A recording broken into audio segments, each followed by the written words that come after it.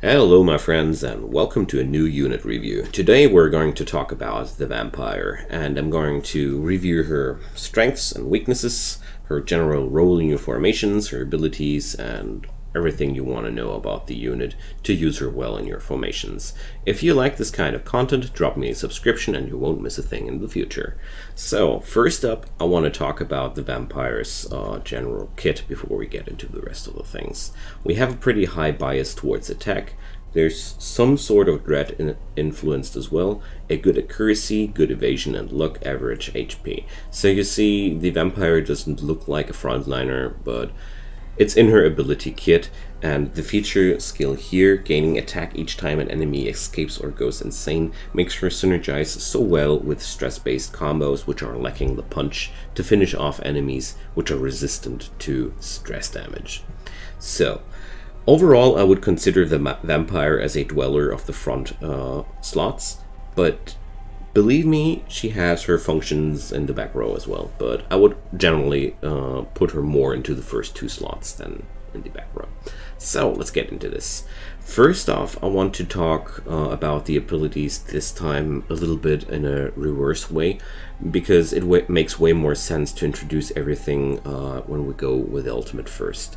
The Bloodthirst is a buff which makes the vampire gain health back in equal to the amount of the damage dealt, like here 50% of the damage dealt. Using this ability doesn't spend an action and is not stackable, of course, would be a little bit OP. We can upgrade that to more converted damage into vigor, or into a form where your crits will deal 50% more damage.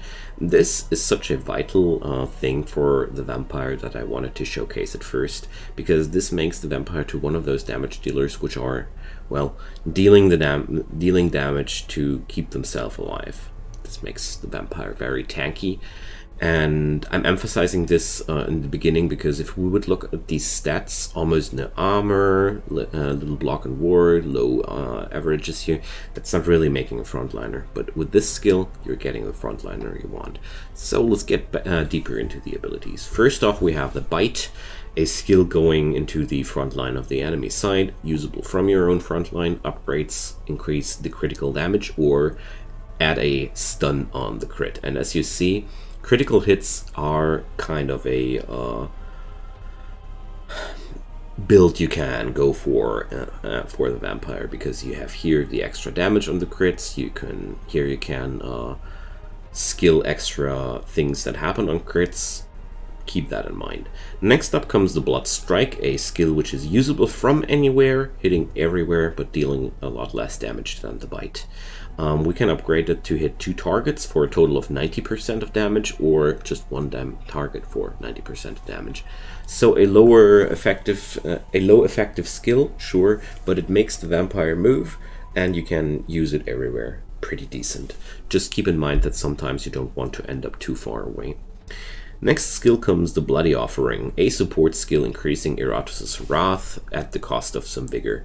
You can upgrade that to more Wrath or some mana on the side. So that's why I wanted to introduce the ultimate skill right away, because this skill would make way less sense without knowing that the vampire heals herself while dealing damage. This makes the skill so wonderful. If you don't need to hurt anybody at the moment, you can convert your turn into really useful things for other units. Next up comes the Hysteria. That's a backline skill, which makes the target lose 30% of its current vigor. Bosses lose 15%. And that's such a big skill, like 30% of the current vigor. We can upgrade that to a lesser vigor cost than the vampire. It costs us 20 vigor, now 10, or upgradable to 50% of the current vigor. Alright, and gains 50% damage until the battle ends. This is a double-edged sword. It is necessary because this skill would be massively overpowered without the damage gain until the battle end. But if you combine that with a buff stripper, you have a skill which lets the vampire trade 20 vigor for 50% of the total health of this guy. It's a pretty big skill. Usable only from the back row, which makes the ability overall quite balanced, but these are the backline uses of the vampire. And last but not least comes the Auspex, a debuff which will do the following. All attacks against the target ignore, block, and ward until the battle's end, making the vampire lose vigor, and that's that. We can upgrade that to another evasion loss or an accuracy loss, and this is really big. This is a block and ward stripper in some way. I mean, it adds a debuff which lets you ignore the blocks and wards. It's something different. That's why I'm emphasizing it so much. The blocks and the wards will remain. So if you would remove the debuff, you would still struggle to hurt the enemy. This is some kind of strategy to make the skill a little bit less OP, but overall, this is one of the few ways in the game, and the game really offers you not too many ways to ignore blocks and wards on enemy units. And this alone makes the vampire very, very powerful in the back rows. But this is, again, more of a supportive role. As you see here with the Bloody Offering, the Hysteria, and the Auspex, you have a supportive back row for kit, and with the Bite and the Blood Strike you have more of a frontline kit. And the best thing here is we have backward movements and forward movements, which mean if your timing is right, the vampire can do all of these things in the same fight. If you team him up with the right people who are also pretty versatile and flexible in a lot of different slots, like the Shade or the Blood Phantasm, or use your own imagination, you're ending up with a very, very versatile and flexible set of abilities. I don't really know why the vampire has a rating of Dread, because none of these skills actually inflict stress damage, but well, I can't tell that. I would be really appreciating if somebody could enlighten me what's up with that. So let's get a last look into the stats. Attack is upgradable 8 times. Combine that feature, you can get insane amounts of damage. We have on the Vigor side 5 upgrades, which is only mediocre, making the vampires, well, I wouldn't call it a weakness, but the amount of Vigor is certainly pretty low for somebody who likes to pay his skills with life energy. So I would consider this a minor weakness, not a major weakness, but certainly it is there. So accuracy goes up 8 times. That's pretty neat, because excess accuracy increases accuracy over 100% increases the chance of hitting targets with evasion. So this makes it a lot more reliable to use your attacks. And there goes the luck, upgradable 10 times, you know, crit build. Evasion, upgradable 10 times, and that's where the real tankiness of the vampire resides. You get 3 points per upgrade, if I read that correctly. So that's a lot of evasion you can dig out of that.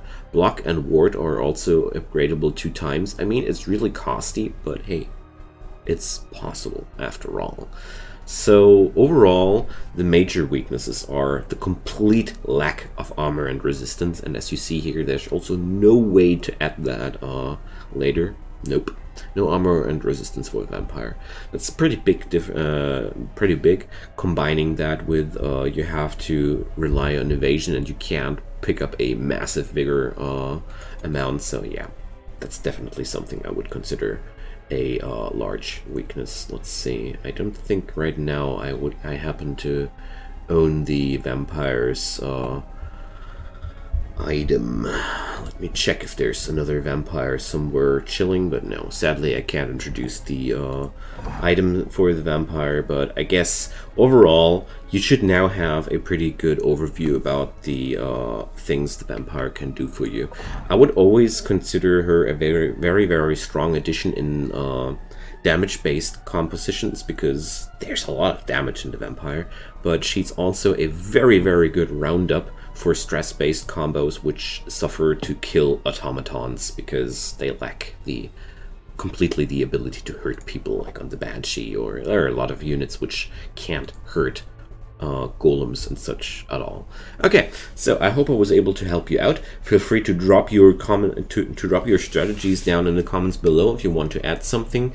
Expand this as you please. I like to hear from you guys. So, see you next time, and goodbye.